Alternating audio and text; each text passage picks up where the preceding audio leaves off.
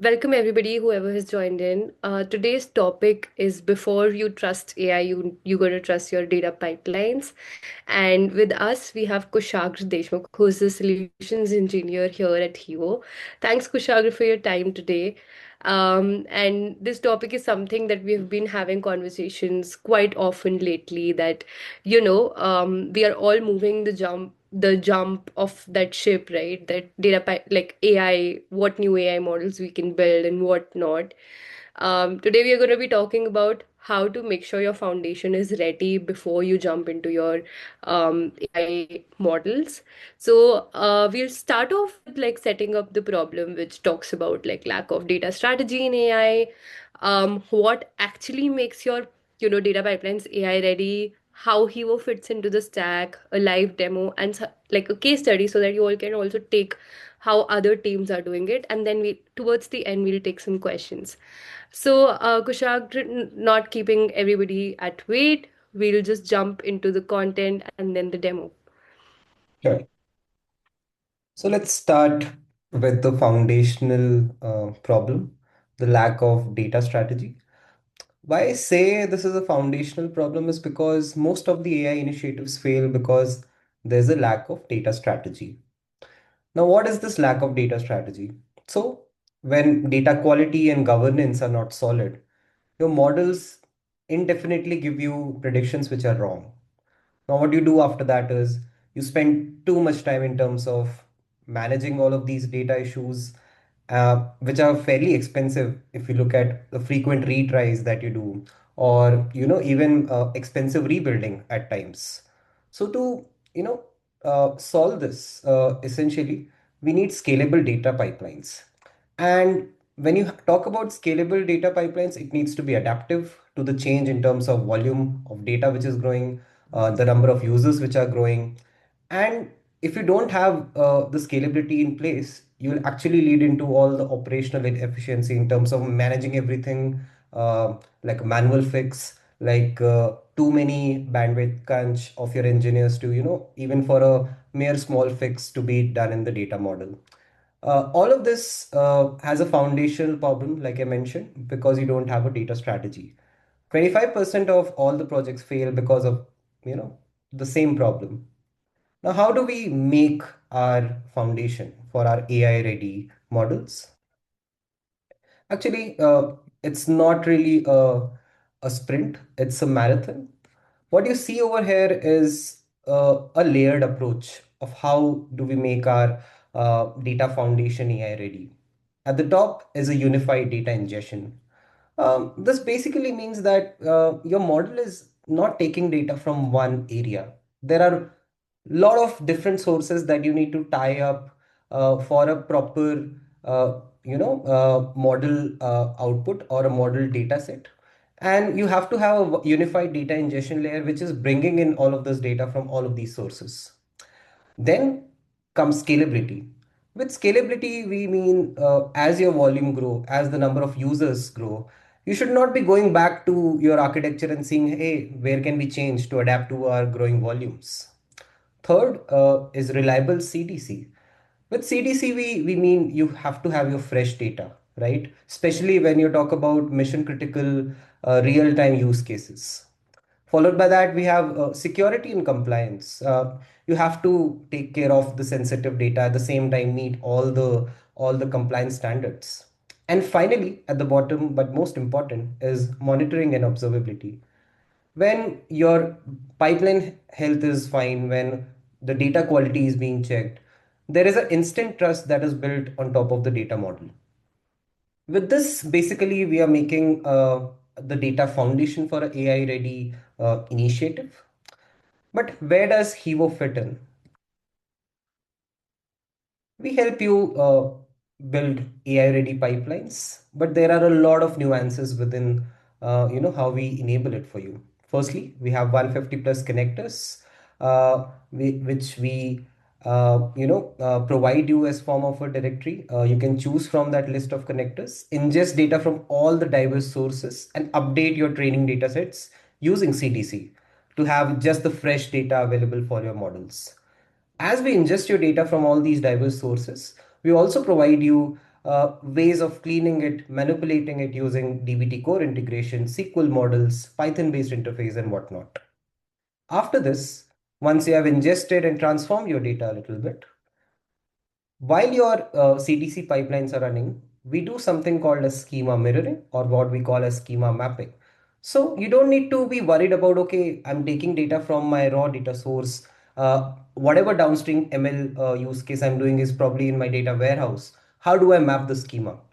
We detect whatever is present in your source in terms of the nomenclature, in terms of the data type, and we update your destination schema also accordingly. So all your codes in terms of however your ML model is being built at the downstream layer is adaptive that ways. Now within this process, let's say if there are any failures, all of these data pipelines have built-in automatic retries available. So wherever there is an error detected, it won't be a case like you have to always go and manually update everything. We'll auto recover from these failures. So saves a lot of bandwidth of your engineering team. Then finally, once your data starts flowing, your schema is up to date, your models are also running fine with the downstream tool that you have connected. We'll also monitor this for a longer duration, right? Because you want a tool that you can rely upon. So we track each every job for across all the pipelines. We maintain logs for it. In case you want to set up governance, we also have RBAC enabled. So a particular pipeline or a particular aspect of a pipeline you probably do not want a user to be aware of. You can set up RBAC to ensure there's proper governance. And all the alerting within this process is not just at the dashboard level, but you can even have a Slack and email based alert. So we cover a lot of grounds throughout your ingestion, loading, and all the data foundational processes. Let's see, actually, this is happening in action. So for this, I have a use case where I'm taking, my product specific data from Shopify. I have my app in Shopify. I also am maintaining a lot of tickets in my SQL server, or rather MySQL, which has all my customer behavioral aspects of which product are they buying, which are the product they are raising support tickets for. And with this, I want to, move all of this data within one location, which is going to be Snowflake today, and then see how we can utilize Hevo itself for, not just ingestion, loading, but also make some meaning out of this data using, SQL models. So that's going to be something that I'll show in the demo. So let's go for it. Now, this is the landing page of Hevo data. You'll see all of the pipelines which are running, which have been created by me and my team, taking data from a different source to a destination. Now, process of pipeline creation is pretty straightforward. You'll see this create pipeline button over here. As I click on this button, I'm redirected to this directory which we talked about, and it has different variety of native connectors present. You'll see database and file systems where you have all the Postgres, RDS, MySQL, SQL Server, MongoDB in form of NoSQL, DynamoDB. All of this is available. Similarly, engineering analytics based sources wherein we have your webhook and API based sources. Uh, Finance and accounting, marketing, product, sales and support. So like I mentioned, we have about 150 plus native connectors. So you can, search for the source that you want to connect to and go along the process within the UI itself of how do we connect to a particular source. Then if I just have to, stick with respect to my use case, what I'll do is I'll just type in MySQL. This is going to bring my customer centric data. As I click on my source, now he was asking me, hey, where do you want to load your data? Like I mentioned, I'll choose Snowflake for now.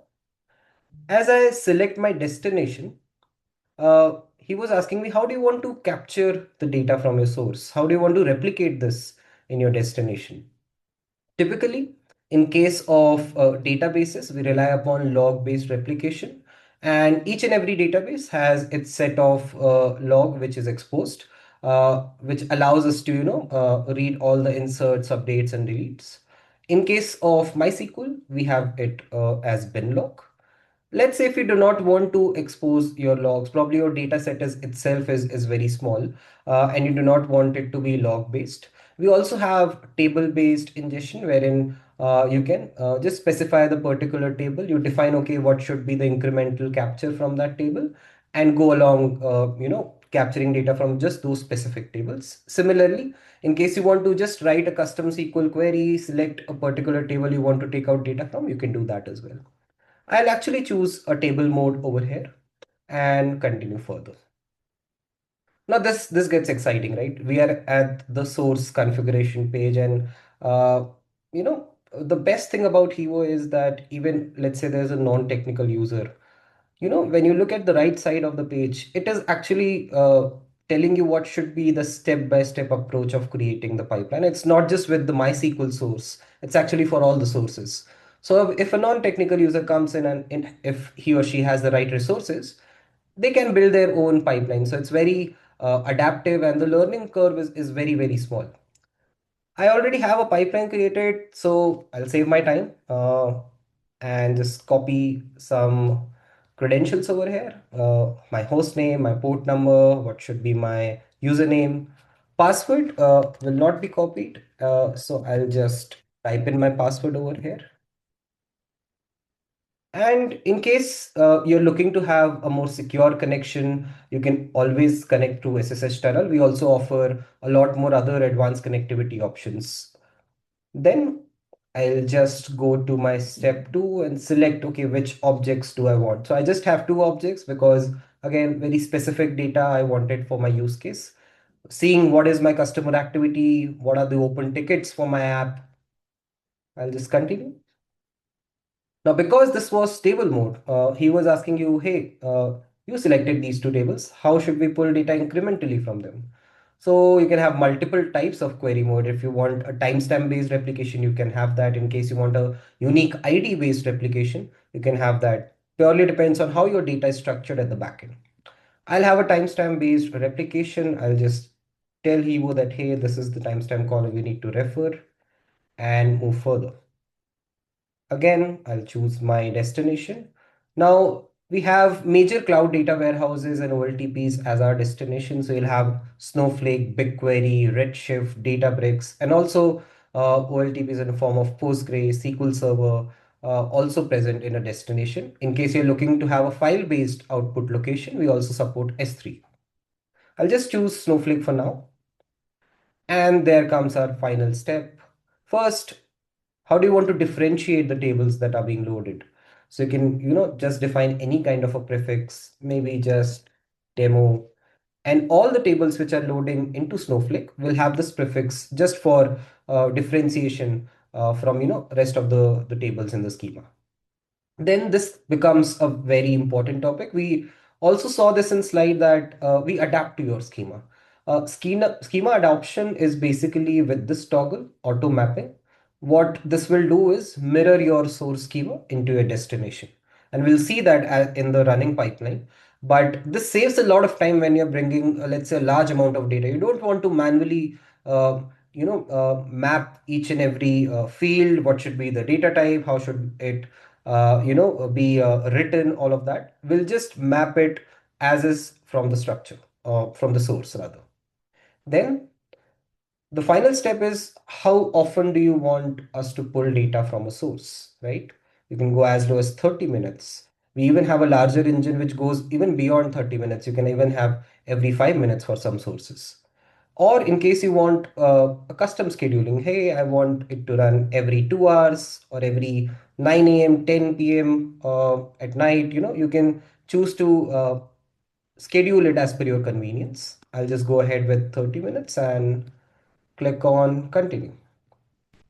So my MySQL pipeline has started. My data is flowing into Snowflake, but I also want my product-centric data from Shopify. So let's look at a SaaS connection also. Fairly simple. We utilize the Shopify API itself for connecting to it. Again, choosing the destination. Because this is a SaaS source, we are directly coming to the source configuration. Again, like I mentioned, with MySQL, you saw that, okay, there are step-by-step ways of, getting all the details. With Shopify also you have something similar. We are telling you, okay, how do you get the relevant details which are asked here from your Shopify account itself? So all the step-by-step process in terms of creating an app, getting the password from that app, getting the shop name, all of it is available over here. Again, saving time, I'll just copy details from my existing pipeline. Let me just copy my password and just a second. And there you go.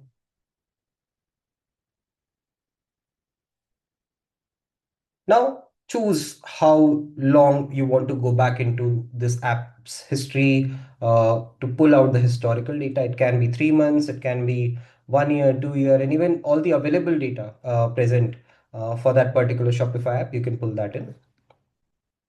Test and continue. Now, because we are using the Shopify API itself for replicating the data, you'll see whatever the API has exposed, all those relevant objects are pulled directly.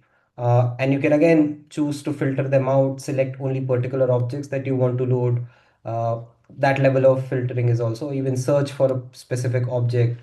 Let's say in this case, I just need products. So I can just go on search for products and, continue. The drill is same. That's the way of a unified behavior or a unified data ingestion tool. You should have a similar structure for, taking out data from all the different sources, and it's quite apparent over here.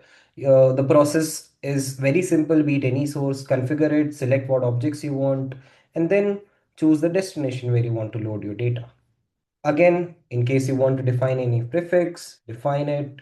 Auto mapping for easing out all the structural mirroring of your source to destination, and then define, okay, how you want to schedule your pipeline. Again, continue. Now I have my both the pipelines running in one, taking my customer centric data from my MySQL. Then I have my apps and products specific data taking from Shopify. Let's see how a running pipeline looks like. So let's go into this RDS MySQL source. You'll see we are being told that, hey, these are the processes that are running, and these are the number of rows, or rather, as Hevo calls it, events that are being moved for all of these objects. You can have a granular control on these objects. Let's say in case you want to, edit some configuration which is changing any query mode. You might have started with a delta timestamp, but let's say in case you want to change it, it's not that you'll have to create the pipeline again. You can just fix it at the object level, right? In case you don't want to include this object, you can skip it.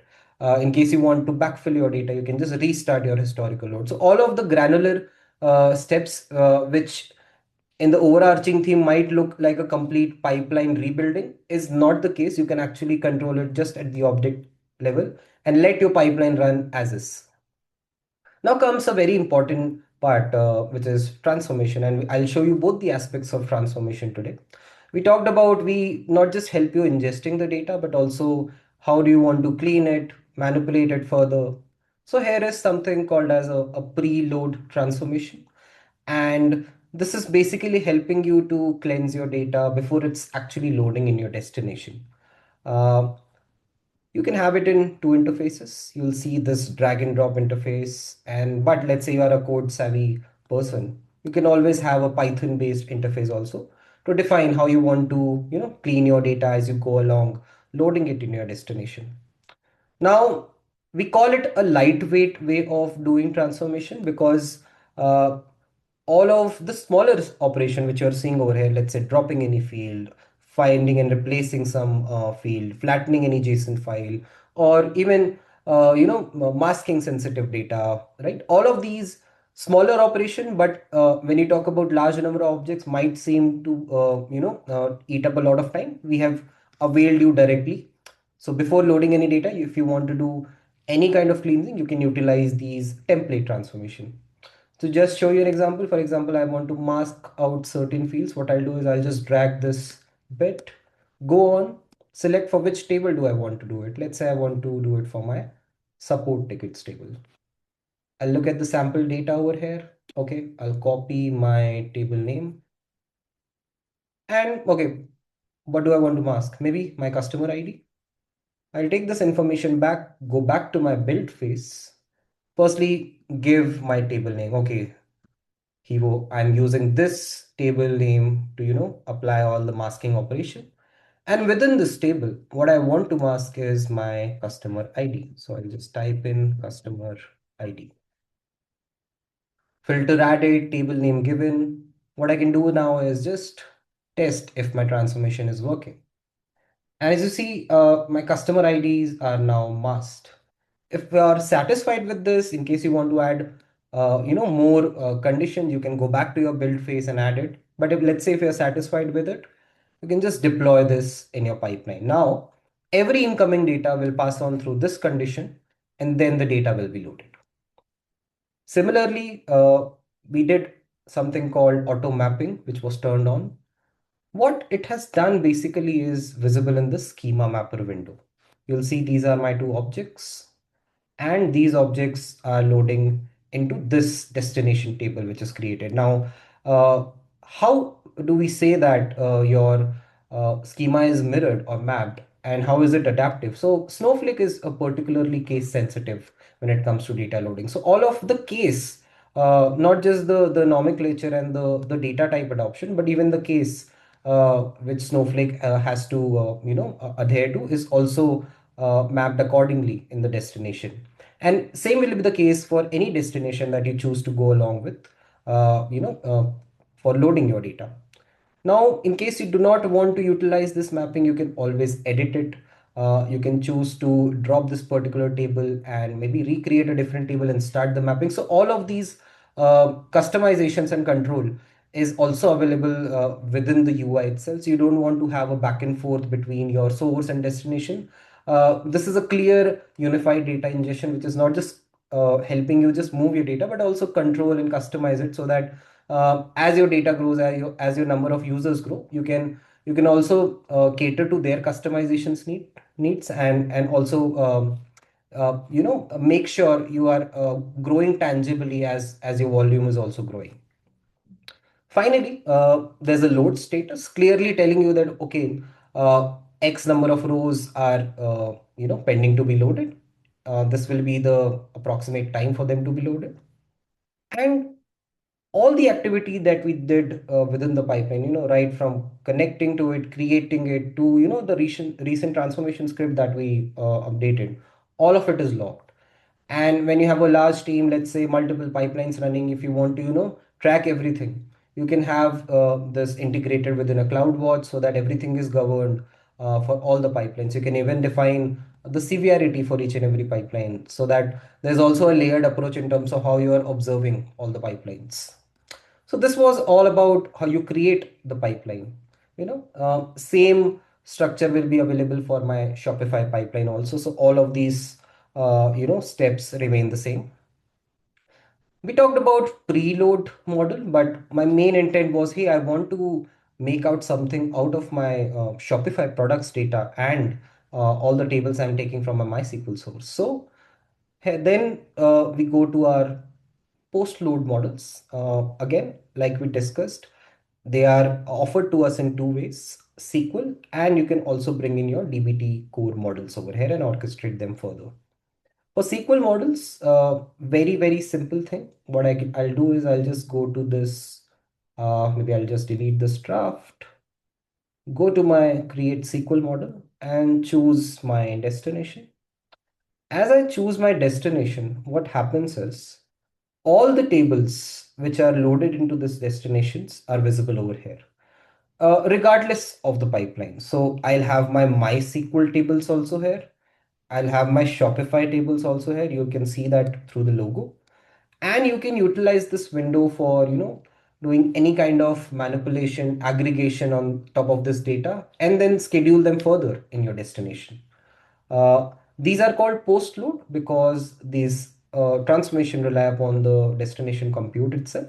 But very, very handy when you don't want any kind of a back and forth. You have ingested your data, you have loaded your data. your schema is up to date. Now, all you want is just specify that one unified view, maybe that is going to be fed to your downstream application. So here we are using SQL and availing that for you as well. So you can use all of these tables to write SQL query and then further schedule them. For this, I had already created a script, which is basically aggregating my open tickets, my customer behavior, and customer activity on that ticket. So, okay, what was the follow-up? When was this created? And was it for a particular product within my app, which is going to all the users? Is something that I've aggregated in one query over here. And I can just run this query. If I am satisfied with the results, and you can validate that, uh, what you can do after this is schedule these queries, or you can also just export this output in form of a new table. So you can create, let's say, a demo base table name, or you can also choose to append this into an existing table. I'll just go to my new table. In case you want to make it incremental as you go along, adding more data, and this query kind of becomes your view for the downstream application. You can just specify a primary key that you probably want this query to be running onto, and just continue further. So I'll just continue now, and this is scheduled. You'll go on adding more and more data. Your query will take care of the view that is being fed to your downstream application. So in a way, right from the unified ingestion step to a reliable CDC, which is bringing in all the fresh data, to masking, which is also governing sensitive information. We are actually at the final step, which is of how, okay, you talked about monitoring and observability also. For that, in the final layer, we have alerting system also.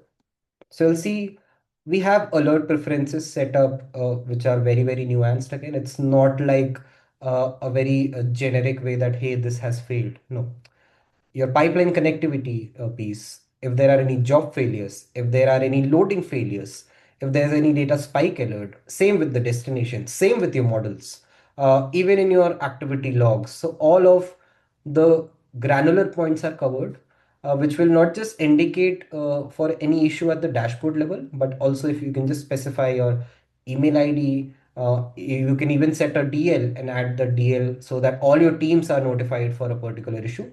Similarly, in case you are using Slack, we can have this integrated over here as well.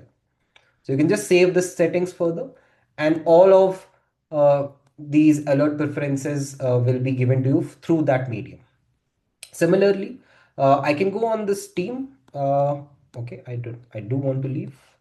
Then all the users which are added, you can specify what role you want to give to a particular user. Admin has all the privileges, but you can go along.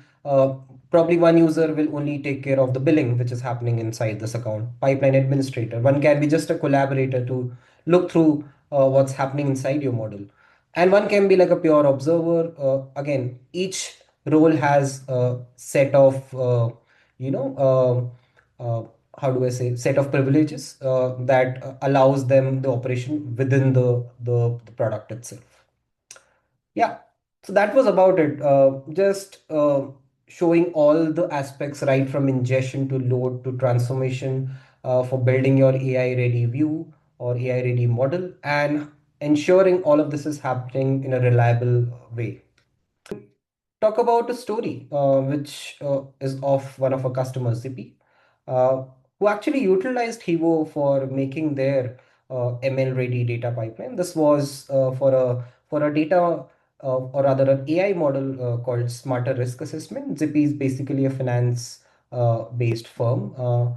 What issues they were facing was specifically the main source was S3, and predominantly they were receiving all of the data in JSON format, and within the semi-structured JSON format itself, there were a lot of inconsistencies. Normalizing this for writing any kind of transformation took minutes, not minutes, but days. But all of this, even let's say it was taking days, was still in silos, which was eventually slowing down their decision making. With Hevo, they were able to fix this, and their risk assessment model is live right now with the current stack which you're seeing. The outcomes were really really of a high confidence for them. They actually could maintain near real time ingestion for powering that ML model. All the normalization was taken care by Hevo itself, which improved their reliability overall as they were adding more and more data. Everything when it comes to their ML model was there in the Redshift destinations. All of the data was actually flowing it tightly as they were scaling up. And uh, with this whole setup of normalizing the right data, moving it into a right location, they were actually discovering a lot of things which they could enhance in the model, which was not possible earlier because they were more focused on the trivial issues. Overall reliability for their ML processes was taken up. Now, if you want to also try out your use cases and you have something that you want to test out, do reach out to us. We have a 14-day free trial. In case you have a use case in mind, you can send us that in advance and we can have a personalized demo for you. And all of the resources that is needed for you to build your first pipeline and more to follow are available in our doc.